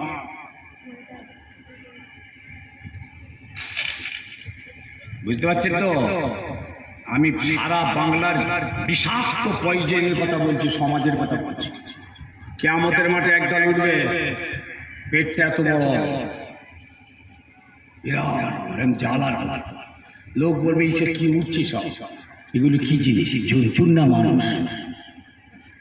মাথাগুলি একটুখানি, কোমরটা ছিঁড়ে পারা, পেটটা জ্বালার মতো। বলি কি জন্তুর উঠতেছে? বলে জন্তুর নয়, এরা হচ্ছে হারামখোর। আমার ওয়াজ শুনলে না আপনারা সহ্য করতে পারবেন না, বসতে পারবেন না, ছটফটানি ধরে যাবে, বলে চৌকে উঠে যা, মুখটার এলে নাকি কত রহমতের ওয়াজ হবে। আসছে মুখটা, আমারই ছাত্র। আল্লাহর ওলি হযরত ফুযাইল বিন আয়াজ রাহমাতুল্লাহ আলাইহি, আমি আল্লাহর ভয় আপনাদের বুঝাতে চাইছি। ফুযাইল বিন আয়াজ রাহমাতুল্লাহ আলাইহি এত বড় জামানার আল্লাহর ওলি ছিলেন। বাবারা সব সময় কোরআন তেলাওয়াত করতেন। মরুভূমির ধারে একটা তাঁবু ফেলেছেন, তাঁবুর ভিতরে থাকেন, তাসবিহ তেলাওয়াত ইবাদত বন্দেগী করেন, কোরআন তেলাওয়াত করেন। এত বড় আল্লাহর ওলি, মানুষ বিশ্বাস করে তার কাছে আমানতের মাল টাকা পয়সা জমা রাখেন। কিন্তু তার একটা কাজ ছিল, কিছু গুন্ডা বাহিনী তার হাতে ছিল। এই গুন্ডা বাহিনী দিয়ে ওই রাস্তা দিয়ে যারা ব্যবসা করে আসতো এবং যেত, তাদের মালমাতা টাকা পয়সা সব ছিনতাই করে আল্লাহর ওলির কাছে জমা হতো। কিরকম আল্লাহর ওলি দেখেন, দেখেছেন? এক ওয়াক্ত নামাজের কাজা নেই। ও তার গুন্ডা বাহিনীদেরকে তিনি বলেছেন, যদি এক ওয়াক্ত নামাজ কাজা করো তাহলে দল থেকে বার করে দেবো। 5 ওয়াক্ত নামাজের পাবান, অথচ সেই গুন্ডা বাহিনী দিয়ে মাল মাথা ছিনতাই করতো, ডাকাতি করতো, ডাকাতি যাকে গজব। একদিন এক আল্লাহর কোরআনে পাকের হাফেজ ওই রাস্তা দিয়ে যাবে, লোকেরা মানা করছে ওই রাস্তা দিয়ে যেও না, ফুজাইলের গুন্ডা বাহিনী আছে, তোমার উপরে হামলা হয়ে যাবে। কোনো লোক ওই রাস্তা দিয়ে যাতায়াত করতো না, কেননা মাল মাথা কেড়ে নেওয়া হয় ভয়ে। আর কোনো ব্যবসায়ী ওইখান দিয়ে আর যেত না। আল্লাহর কোরআনের হাফেজ বললেন, বাবা আমি ওই রাস্তা দিয়েই যাব, আল্লাহ যা হুকুম আছে তাই হবে। ঘোড়ার উপরে সওয়ার হয়ে আস্তে আস্তে আস্তে আস্তে যাচ্ছেন, আর আল্লাহর কোরআন তেলাওয়াত করতে করতে করতে যাচ্ছেন। যখনই ওই তাঁবুর সামনাসামনি আল্লাহর ওলি তাঁবুর ভিতরে আছেন, আর এই হাফেজে কোরআন তাঁবুর সামনাসামনি পার হচ্ছে, ওই সময়ে ওনার মুখ দিয়ে কোরআনের আয়াতটা তেলাওয়াত হচ্ছিল। আলাম ইয়ানি লিল্লাযিনা আমানু আন তাখশা কুলুবুহুম লিযিকরিল্লাহ। আলাম ইয়ানি লিল্লাযিনা আমানু আন তাখশা কুলুবুহুম লিযিকরিল্লাহ। ও তোমরা কি পারো না তোমাদের ইবাদত বন্দেগীর ভিতর দিয়ে তোমাদের দিলটাকে আল্লাহর ভয়ে ভীতু করতে? আল্লাহর কোরআন তোমরা কি পারো না? তোমাদের ইবাদত বন্দেগী তো আছে, কিন্তু ভয়টা তো নেই। তাহলে তোমরা কি পারো না তোমাদের ইবাদত বন্দেগীর ভিতর দিয়ে তোমাদের অন্তরটাকে আল্লাহর ভয়ে ভীতু করতে? এই কথা বুঝতে পারছেন? এই আয়াতটা না উনি পড়ে বেরিয়ে গেলেন, একদম আয়াতের আওয়াজটা গিয়ে ওই ফুজাইল বিন আয়াজের কানের মধ্যে গিয়ে ঢুকলো। উনি তাঁবুর মধ্যে বসে বসে কোরআন শরীফ পড়ছিলেন, আর ওই আয়াত কানে এসে গেছে, চিক মেরে উঠেছেন একদম। এমন ধাক্কা লাগলো, এমনই আয়াত আঘাত লাগলো, আল্লাহর ওলি ফুজাইল বিন আয়াজ রাহমাতুল্লাহ আলাইহি তাঁবুর ভিতর থেকে কাঁদতে কাঁদতে বাইরে বেরিয়ে এলেন। বেরিয়ে এসে দুটো হাত আসমানের দিকে তুলে কাঁদছেন, আল্লাহ আল্লাহ আল্লাহ আমাকে ক্ষমা করে দিন, আল্লাহ আমাকে মাফ করে দিন, আল্লাহ আপনার ভয় আমার অন্তরে নাই। ফুজাইল কাঁদছেন এবার, আল্লাহ আমি নামাজ পড়ি, রোজা রাখি, হজ করি, যাকাত দিই, কুরবানি তেলাওয়াত করি, এমনকি আল্লাহর ওলি সমুদ্রের ধারে গিয়ে নামাজের মুসাল্লা বিছিয়ে নামাজ পড়তেন। বাবারা ওগো আল্লাহ ইবাদত তোমার করি, কিন্তু ভয় তোমার ভয় আমার অন্তরে নাই। আসমান থেকে আওয়াজ এলো, এই ফুজাইল তুমি আমার কাছে কেঁদো না, আমার কাছে ক্ষমা চেও না, আমার কাছে তুমি মাপ চেও না। কেন? তোমার গুনাহ তুমি তো আমার কাছে করো নাই, আমার নামাজ রোজা তুমি তো ঠিক ঠিক আদায় করেছো, অতএব আমার কাছে তোমার কোনো গুনাহ নাই। যাও, যাদের মাল মাথা কেড়ে নিয়েছে তোমার গুন্ডা বাহিনী দিয়ে, তুমি যাদের টাকা পয়সা মাল মাথা ছিনতাই করেছো, তাদের কাছে গিয়ে ক্ষমা চেয়ে নাও। আজকে আমাদের দুনিয়াদারির এই মুআমিলাতে কত মানুষের পয়সা, কত মানুষ ইচ্ছা করে দেয়। খালি জানাজার মাঠে এলে পরে আমরা চিৎকার, আমার আব্বা মরে গেছে, আপনারা আল্লাহ রাস্তায় অন্তরে ব্যথা দুঃখ দিয়ে থাকলে ক্ষমা করে দেবেন, আর যদি কোনো দেনা পাওনা থাকে তাহলে আপনারা বলবেন। এইবার 1 মাস পরে দুটো লোক এসেছে সেই ছেলেটার কাছে, এসে বলছে, বাবা তোমার আব্বার কাছ থেকে আমি 5,000 টাকা পাই, একটু দিলে ভালো হতো। বলছে কিসের টাকা? তোমার আব্বার দাঁত দেনা করেছিল বাবা, তোমার খুব ব্যারাম হয়েছিল, হসপিটালে নিয়ে যাচ্ছিল, মরে যাওয়ার মতো অবস্থা, তাই আমাকে এসে কান্নাকাটি করছিল যে বাবা আমার পয়সা ছেলেটা মরে যাবে, আমি 5,000 টাকা তোমার জন্য দিয়েছিলাম। তুমি যখন টাকা ধার দিয়েছো আমাকে বলে দিয়েছো, যাও কবরে চাও, চ্যাপ্টার শেষ। দেখেছে কি বলছেন, কি বলছেন কি আপনারা? চ্যাপ্টার শেষ হয়ে গেল। দেনাদার বাপ মার খেয়ে মরে যাবে, ছেলে কিন্তু এখানটা দায়ী না, দায়ী ছেলে বাপ। বাপের উচিত ছিল তার জায়গা জমি ভিটে ভাটা অংশ যেখানে যা যেটুকু আছে, যা 1 কাঠা 5 কাঠা 2 কাঠা 8 কাঠা বিক্রি করে দিয়ে ওই টাকা দিয়ে দেনাটাকে মিটিয়ে কবরে যাওয়া দরকার ছিল। তার বাবা উচিত ছিল ও ছেলে দেবে না, বউ দেবে না, সব ভাগ বাটরা করে নিয়ে হো করবে, আমার কবরে মার খেয়ে মরে যেতে হবে। ও কানা ফেরেস্তা পিটাবে, সোর পিটা করবে, একদম কানা ফেরেস্তা। এখনো বলছি যেগুলো দেনাদারের আছেন, হয় গিয়ে মিটিয়ে দেন, নাই হাতটা ধরে ক্ষমা চেয়ে নেন। ইয়েস অর নো, দুটো রাস্তা খোলা আছে। আপনি যদি খানায় কাবার গেলাপ ধরে কাঁদেন আল্লাহর কাছে, কাঁদতে কাঁদতে কাঁদতে কাঁদতে গেলাপ ছিঁড়ে একদম খানায় কাবার মাঝখানে পড়ে আর যদি মারা যান, সারা পৃথিবীর লোক বলবে বিরাট আল্লাহর ওলি রে, খানায় কাবাতে পড়ে মরে গেছে, আর আমি আমজাদ ফতোয়া দেবো সোজা জাহান্নামে যাবে। কেন? এর মেরে ওর মেরে, তার মেরে এর ঝেড়ে, ওর ঝেড়ে তার ঝেড়ে, মসজিদের মাদ্রাসা ইসাল সাহেবের মেরে খেয়ে এতিম বেওয়া গরিব মিসকিনের দফা রপা করেছো, তুমি কারো কাছে ক্ষমা চেয়ে নাও। খারাপ লাগছে? খুব খারাপ লাগছে? বাঁচার জন্য বলছি আমি, খারাপ লাগলেও কিছু করার নেই, তো আমি আমার কথা বলিনি। দেখেন ফুজাইল বিন আয়াজ কি করছে, আল্লাহর আসমান থেকে ইলহাম হলো, উনি শুনছেন, যা যাদের মালমাতা তোর লোকজন দিয়ে ছিনতাই করেছিলিস তাদের কাছে ক্ষমা চেয়ে নিয়ে যায়, আমার কাছে কোনো ক্ষমা নেই। কেন? আমার কাছে তোর কোনো গুনাহ নেই।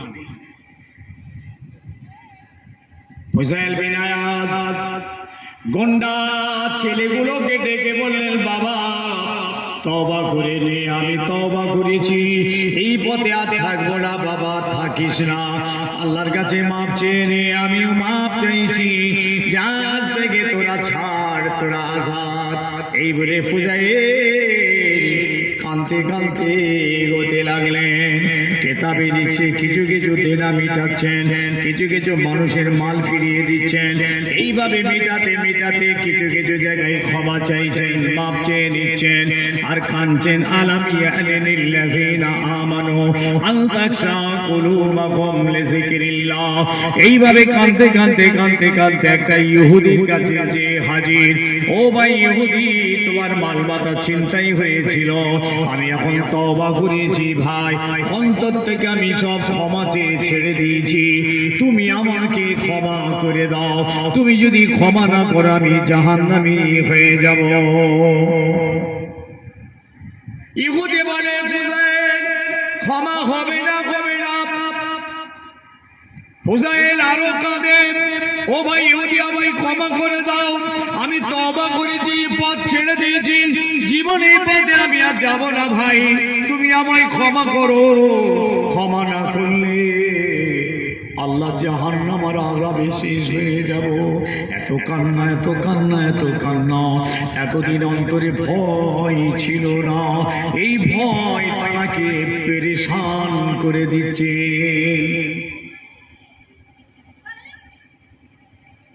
ঠিক করে বলুন তো, আমাদের অন্তরে ভয় আছে? ভাই রে, একটু ভয় নেই ভাই। ভয় আলাদা নিয়ামত, ইবাদত আলাদা নিয়ামত। কত হাজি সাহেবকে দেখবেন মিথ্যে কথা বলে, হাজি সাহেব হজ করে দুবার তিনবার, বুঝেছে? মিথ্যে কথা বলে। আবার হাই সাহেব দেখবেন ভাইপোর জায়গাটা মেরে নিয়েছে, জোর করে জমিটা রেকর্ড করে নিয়েছে, দিয়ে এদিক ওদিক করে পয়সা দেনাপত্র না মিটিয়ে এয়ারপোর্টে চলে গেল, হজে যাচ্ছে। আমরাও গিয়ে বললাম চলো ভাই, চাচা চলে যাচ্ছে, একটু এয়ারপোর্টে গিয়ে পৌঁছে দিয়েছি, সবের কাজ চলো না রে তাকবীর, আল্লাহ আকবার, হাজি সাহেব জিন্দাবাদ বলে ঠেলে পেলেনে তুলে দিয়ে বললাম চাচা যাও যাও ক্লিয়ার করে এসো। চাচা চলে গেলেন মক্কা মদিনা, উমরা করলেন, হজ করলেন, সাই করলেন, সাফা মারওয়া সব একদম ঘুরে ক্লিয়ার করে বিশাল জামা পরে ঘাড়ে রুমাল দিয়ে আবার এয়ারপোর্টে নেমে গেল। আমরা নারে তাকবীর, আল্লাহু আকবার, হাজি সাহেব জিন্দাবাদ বলে দেশে নিয়ে চলে গেল। এসে বললাম হাজি সাহেবকে খানা, বিরাট ছখানা গরু ফেলে দিয়ে 5000 লোককে খাইয়ে দিলেন, দিয়ে মাইকে বলছেন আমি সব আপনাদের জন্য সব দোয়া চেয়েছি, মিনাতে দোয়া চেয়েছি, মুজদালিফায় দোয়া চেয়েছি, আরফাতে দোয়া চেয়েছি, জাবলে রহমতে দোয়া চেয়েছি, সব জায়গায় আমরা দোয়া চেয়েছি। আরে হাজি সাহেব যেখানে যা দোয়া করেছো খুব ভালোই করেছো, হজ করেছো খুব ভালো করেছো, বড় নেকির কাজ হয়েছে, কিন্তু যে কটা মেরে রেখে গেছো ওই কটাকে ফিরাও, যে কটা দেনাদারের দেনা দাওনি এখন ওইটা আগে দাও, যে হকদারের হক আদায় করনি, হক মেরে রেখেছে ওটা ফেরাও। তোমার হজ তোমায় বাঁচাতে পারবে না। কেন? তোমার হজ কবুল হয়েছে কিনা সেটাই তুমি জানো না, তোমার হজ আল্লাহর পছন্দ কিনা তাই জানো না, কিন্তু পরের যে জমিটা, জায়গাটা, টাকাটা, পয়সাটা মেরে রেখেছো এটা একদম কমপ্লিট গুনাহ, এতে কোনো সন্দেহ নেই। এই মজবুত গুনাহ জাহান্নামে নিয়ে যাবে। এইদিকে তাকাও, ছটফট করছে কেন? এই তো এক্ষুনি খানা দেবে তো হয়ে, আমাকে এক্ষুনি এখান থেকে শিমলাপাল যেতে হবে, শিমলাপাল তালডাংরা হয়ে বহু রাস্তা গেছেন তো? ছাড়েন একদম। বললাম ভাই পারবো না, কেন এরকম করছো? বলে না আপনি তো এখানে এই চমকাতলা এলাকায় থাকছেন, আপনি ওখান থেকে বেরিয়ে এলে আপনি এখানে হয়ে যাবার শেষ দোয়াটা করবেন, সেই বলে সেই বয়সে আমার গাড়ি চাপে না, যাই করে দেনাটা মিটাতে হবে, যেতে হবে সেখানে দোয়া করবেন, আবার আসবে। বলবো বলা তো হচ্ছে ভাই, বলেই তো যাচ্ছি, বলতে বলতে তো বুড়ো হয়ে গেলে, শুনতে শুনতে তো বুড়ো হয়ে গেলে।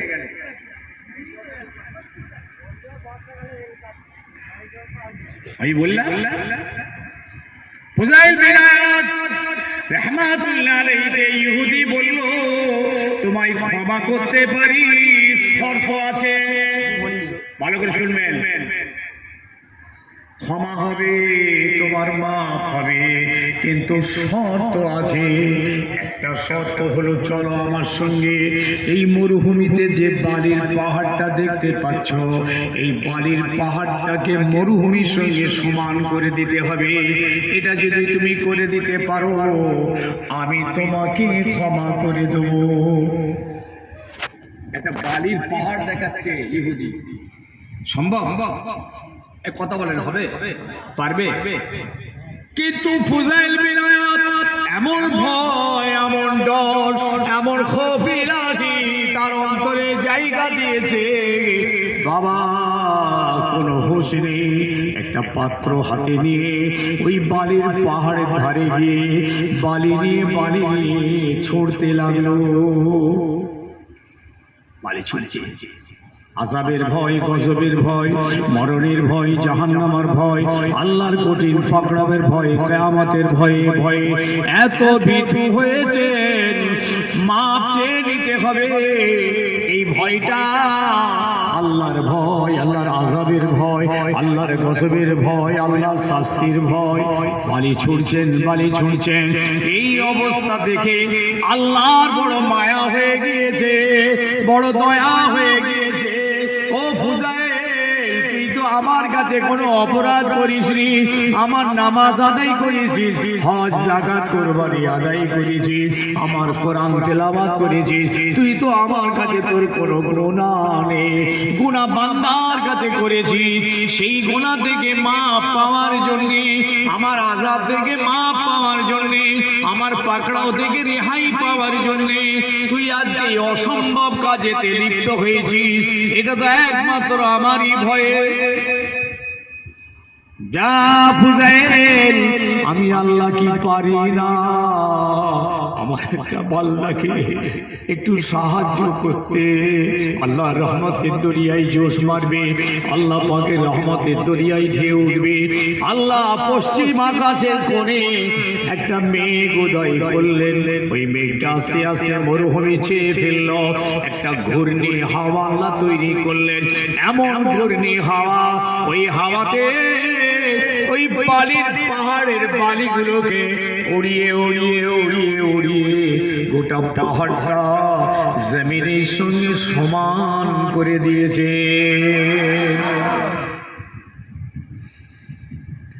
এটা আল্লাহর দয়া। তুই তো আমার কাছে কোনো অপরাধ করিসনি, কিন্তু আমার ভয়েতেই তো এই কাজটা করছিস। ইহুদি এসে গেল, বলে এটা হয় কি করে, কি করে হলো, কি ব্যাপার? ফুজাইল বলেন, ভাই জানি না, তুমি কি আমাকে ক্ষমা করলে? পাহাড় তো সমান হয়ে গিয়েছে, পাহাড়ের কোনো চিহ্ন আর নেই, তুমি আমাকে ক্ষমা করে দাও। ইহুদি বলে, ক্ষমা করব, আর একটা শর্ত আছে।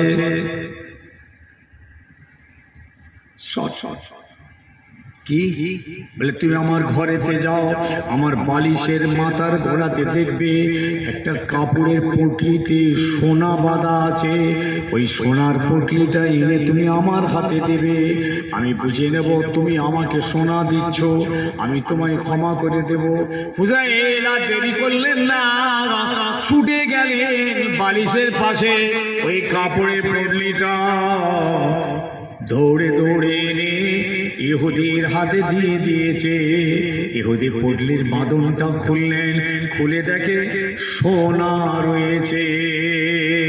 ইহুদি সঙ্গে সঙ্গে ফুজাইলের হাত দুটো ধরে বলছে, ও ফুজাইল, তুমি আমাকে তওবা করিয়ে দাও, কলমাটা পড়িয়ে দাও, আমি মুসলমান হয়ে যেতে চাই। ফুজাইল বিন আয়াজ রাহমাতুল্লাহ আলাইহি ওই ইহুদির হাত ধরে তওবা করিয়ে কলমা পড়িয়ে মুসলমান বানিয়ে দিয়েছে।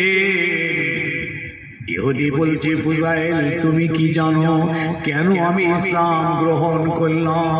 বলে, আমি জানি না, আগে তুমি বলো আমাকে কি ক্ষমা করলে?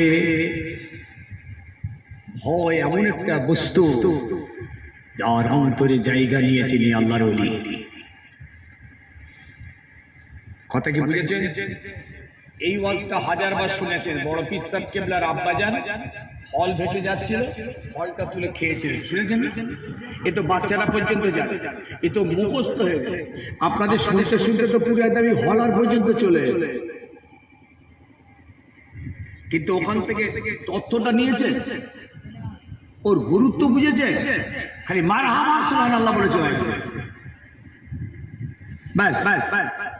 কিন্তু এটা বোঝা উচিত ছিল যে আপনার আবু সালেহ মুসা জঙ্গি রহমাতুল্লাহ আলাইহি যে নদীতে ভেসে যাওয়া ফলটা তুলার খেলেন, খাওয়ার পরই কাঁদতে শুরু করলেন। কেন? ভয় হয়ে গেল যে আমি কার ফল খেলাম, কার গাছ, কে মালিক জানা নেই, শোনা নেই, আর ফলটা যাচ্ছে তুমি খেয়ে ফেললো।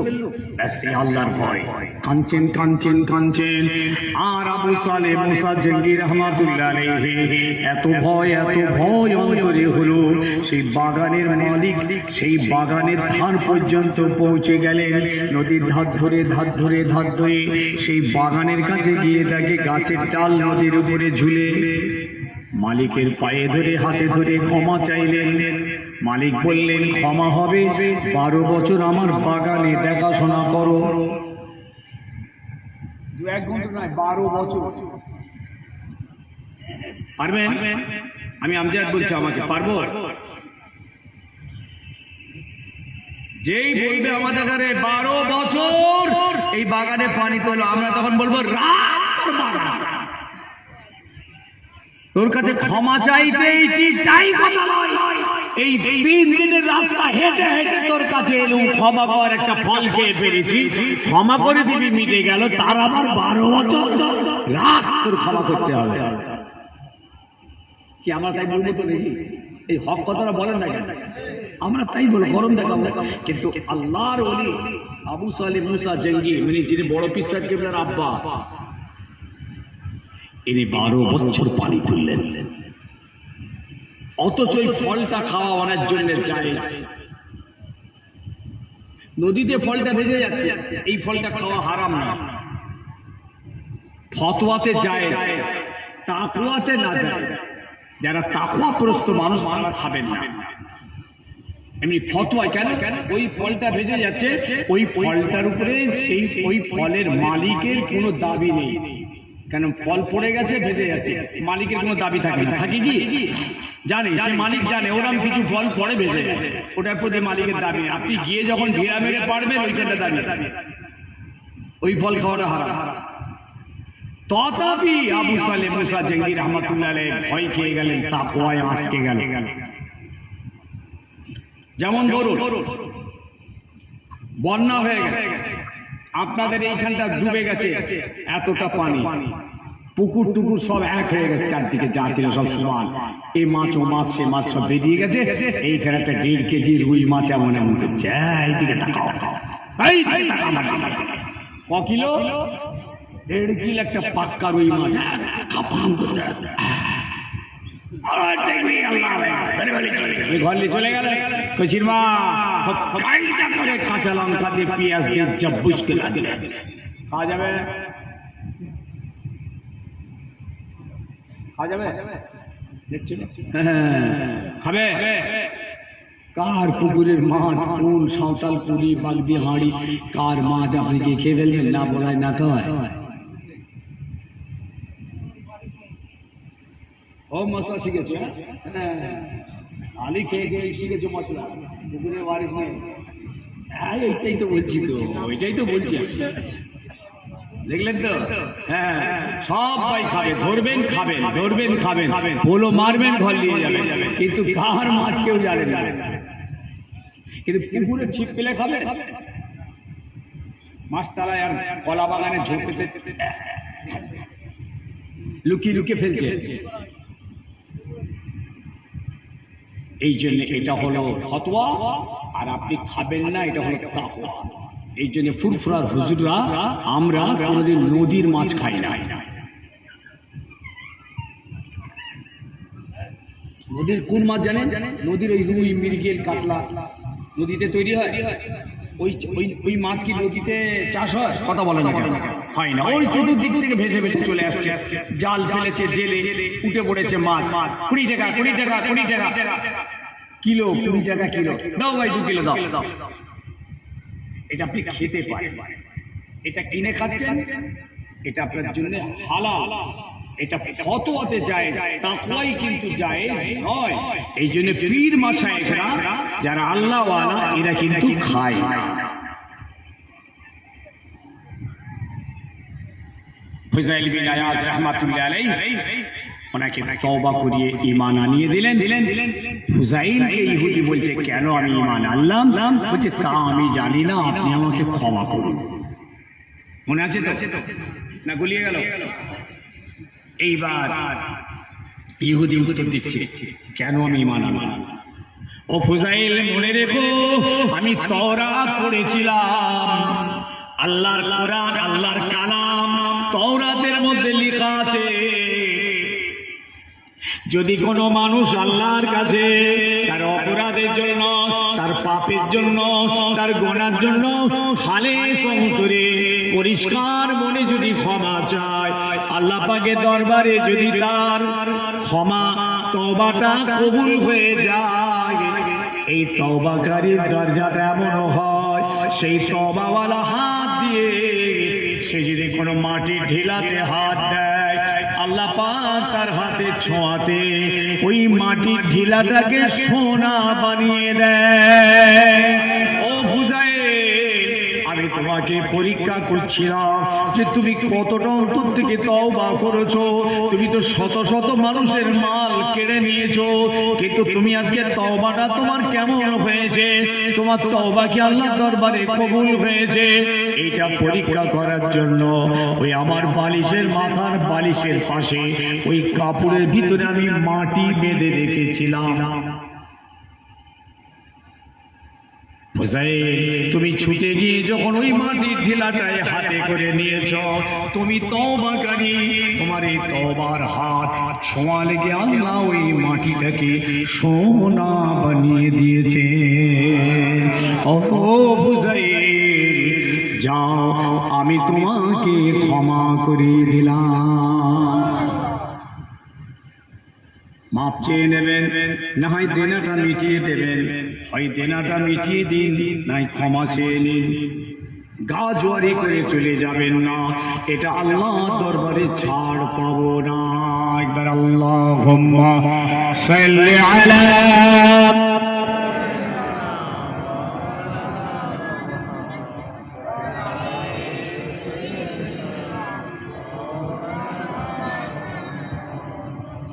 সব সময় একটা কথা মনে রাখবেন, আপনি নামাজ পড়ছেন না, গুনাহ হচ্ছে, আল্লাহর কাছে হচ্ছে এটা।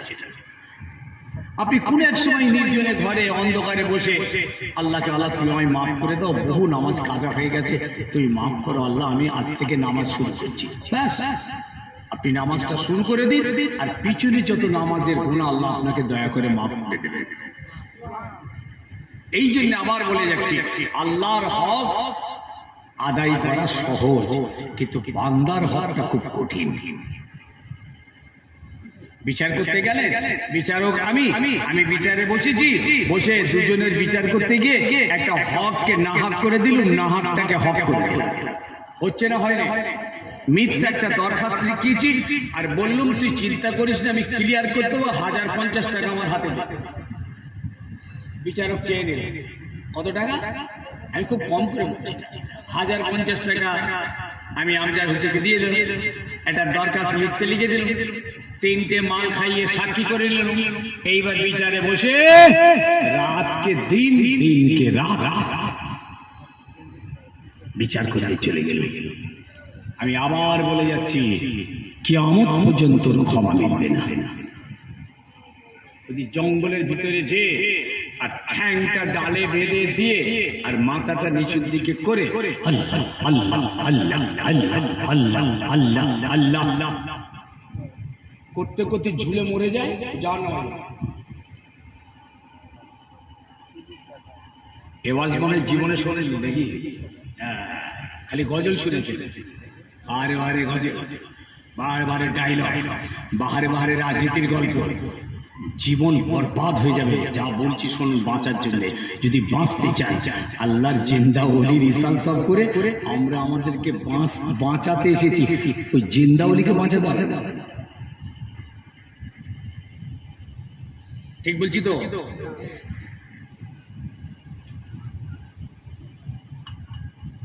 ও আমার ছেলেরা, জাহান্নামীরা জাহান্নামায় চলে যাবে, জান্নাতীরা জান্নাতে চলে যাবে।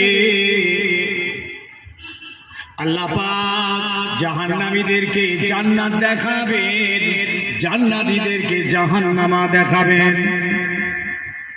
জান্নাতীদের বলবেন, ওরে আমার জান্নাতি বান্দা বান্দিরা, একবার আমার জাহান্নামাটা দেখ, জাহান্নামার ভয়ানক অবস্থাটা দেখ। তোরা যদি পৃথিবী জমিনে আমার কথা মতো যদি না চলতিস, আমার আইন মেনে না চলতিস, আমার কোরআন নবীর হাদিস যদি না মানতিস, ও জান্নাতি বান্দা বান্দিরা, তোদের ঠিকানাটা এই কঠিন জাহান্নামা হয়ে যেত। জান্নাতীরা আল্লাহ শুকরিয়া আদায় করবেন, জাহান্নামীদেরকে জান্নাত দেখাবেন, দেখ আমার দয়ার জান্নাতটা দেখ, আমার রহমতের বাগানটা দেখ, শান্তি মরু উদ্যানটা দেখ। তোরা যদি পৃথিবী জমিনে আমার কথা মেনে চলতিস, আমার হুকুম মেনে চলতিস, আমার আইন মেনে চলতিস, তাহলে আজকে তোরা আমার দয়ার এই জান্নাতের ভিতরে থাকতিস। জাহান্নামীরা কাঁদতে থাকবে, ওগো আল্লাহ, ওগো আল্লাহ, আর একবার আপনি আমাদের দুনিয়াতে পাঠিয়ে দিন আল্লাহ, জীবনে আর কোনোদিন আপনার নাফরমানি করব না। ওগো আল্লাহ, জীবনে আর কোনোদিন গুনাহ করব না। আল্লাহ বলবেন কখনোই নয়,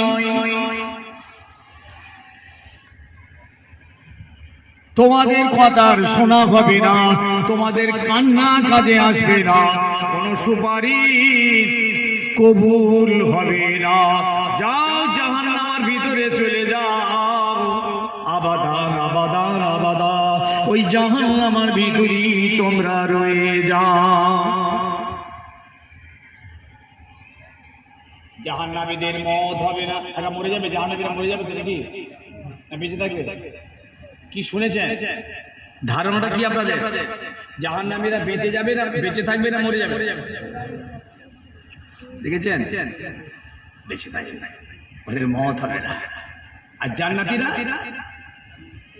ওরা মরে যাবে? জান্নাতীদেরও মৃত্যু হবে না, জাহান্নামীদের মৃত্যু হবে না। কেননা আল্লাহ পাক মৃত্যুটাকে কতল করে দেবেন, মৃত্যু বলে আর কিছুই থাকবে না।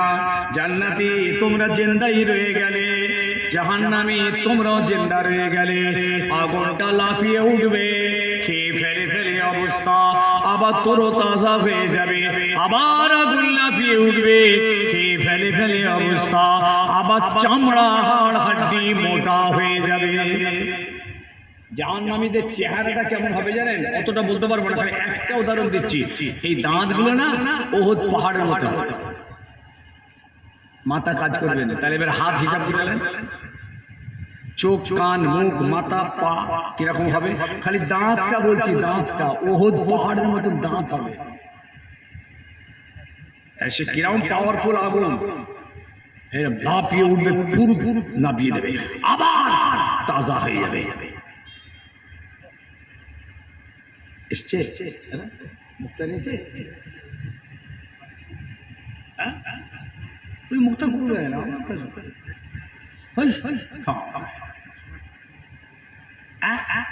কি ঝামেলা ফেলে বলে, আমি পারবো না গেছি। এই উঠছি কি রে ভাই, এই রে খুব দরকার হয় আলাদা কথা, মানে চলে গেলে কিন্তু বেয়াদি হয়ে যাবে। জোরে জোরে লা ইলাহা, খুব জোরে লা ইলাহা।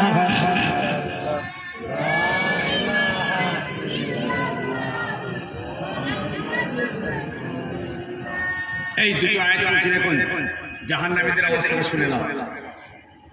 ফি জান্নাতিন ইয়াতাসাআলুনা আনিল মুজরিমিন, জান্নাতীরা জান্নাতের ভিতরে গুনাহগারদের ব্যাপারে আলোচনা করবে। জান্নাতীরা জাহান্নামীদের দেখতে পাবে, উঁচু জায়গা থেকে তারা দেখবে, বলা খাওয়া করবে, কেন ওরা জাহান্নামায় গেল, কি কারণটা ওদের। এবার সরাসরি জিজ্ঞেস করবেন, মা সালাকাকুম ফি সাকার, ওগো তোমাদেরকে কেন জাহান্নামের ভিতরে দেয়া হলো, কি কারণে তোমরা জাহান্নামের ভিতরে গিয়েছো। সাকার জাহান্নামের একটা নাম। মা সালাকাকুম ফি সাকার, জান্নাতীরা জাহান্নামীদের জিজ্ঞেস করবে, জাহান্নামীরা উত্তর দেবে, ক্বালু লাম নাকু মিনাল মুসাল্লিন, ওগো দুনিয়ার জমিনে আমরা নামাজ পড়িনি, মুসল্লি হইনি। এই জন্য জাহান্নাম। আর কেন জাহান্নামায় তোমরা? ওয়ালাম নাকু নুতিমুল মিসকিন, আমরা মিসকিনদের দেওয়া এতিম দুস্থ অসহায় মানুষদের কোনোদিন খাবার খাদ্য দিইনি। আর কেন জাহান্নামায়? অকুন্না নাখুদু মাল খায়দিন। শুনে নাও এই কথাটা আরো ভাইটাল। অকুন্না নাখুদু মাল খায়দিন। ও আমরা খারাপ লোকেদের সঙ্গে, অসৎ মানুষের সঙ্গে, অসৎ জায়গাতে বসে বসে খারাপ আলোচনা করেছি, ভালো মানুষের সমালোচনা করেছি, গীবত গিল্লা পরচর্চা করেছি। ও কন্যা নাখুদু মাল খায়দিন। এই খারাপ জায়গা হলো চায়ের দোকান। কোনটা? তাহলে কি চায়ের দোকান বন্ধ করতে হবে নাকি? যাবেন, চা খাবেন, চলে আসবেন, অসুবিধা নেই। আমরা তো চা খাই, তো খামার ভিতরে দাঁড়ানো। এই ভাই দোকানদার, একটা চা পাঠাও, স্পেশাল করে পাঠায়, গাড়ি দিয়ে বসে চা এলো, খেলো, পয়সা দিয়ে চলে চলে। আর আপনি এমন বসেছেন, আর দোকানদারও হতভাগা, তার জন্য আমার চেয়ার টেবিল বেঞ্চ রেডি করে দিয়েছে। কেন বস বস, ঘন্টার পর ঘন্টা গীবত গিল্লা পরচর্চা পরনন্দা গালি গালাজ। এই জন্য আমরা জাহান্নামায় চায়ের দোকান, মাচা, ক্লাব ঘর, তাসের আড্ডা, জোয়ার আড্ডা, পার্টির আড্ডা, ক্লাবের আড্ডা, সানের ঘাট সব ইমানদারদের জন্য হারাম। ইমানদারদের জন্য ওখানে বসে বসে বসে বসে ঘন্টার পর ঘন্টা, এটা তাদের জন্য হারাম। ইমানদারদের ওই জায়গায় বসার জায়গা নয়। পৃথিবীর সব জাত বুঝতে পারে, ইমানদার বুঝতে পারবে না। আর কি কারণে তোরা জাহান্নামায় গিয়েছিস? ওকুন্না নুকাযযিবু বিয়াউমিদ্দিন। ওগো আমরা আখিরাতকে মানিনি, কিয়ামত বিশ্বাস করিনি, মাহশারে ময়দানে উঠে বিচার হবে, এই বিচার আমরা মানিনি। বিচার মানেনি, কিয়ামতে উঠবে এটা মানতে চায় না, কবর থেকে আল্লাহ আমাদেরকে তুলবেন এটা মানে না। এইভাবে আমরা জীবন যাপন করেছি, এইভাবে আপনার দিনের পর দিন, রাতের পর রাত, মাসের পর মাস কাটিয়েছি। এইভাবে চলতে চলতে হাত্তা তিনাল ইয়াকিন, আমাদের মওত এসে গেল। এইভাবে চলতে আমাদের মৃত্যু এসে গেছে। তওবা করার সময় পাইনি, মাপ চাওয়ার সময় পাইনি, আল্লাহর কাছে ক্ষমা চাওয়ার সময় পাইনি, নামাজ শুরু করার সময় পাইনি। হাত্তা তিনাল ইয়াকিন। সাবধান হয়ে যাও ছেলেরা, বাবাজিরা, মায়েরা, বোনেরা, এখনো সময় আছে। তওবা করে নিন, মাপ চেয়ে নিন, ক্ষমা চেয়ে নিন। আল্লাহ আপনাকে ক্ষমা করে দেবে, মাফ করে দেবে। আর আল্লাহ জমিনে আল্লাহ নামাজ শুরু করে দিন।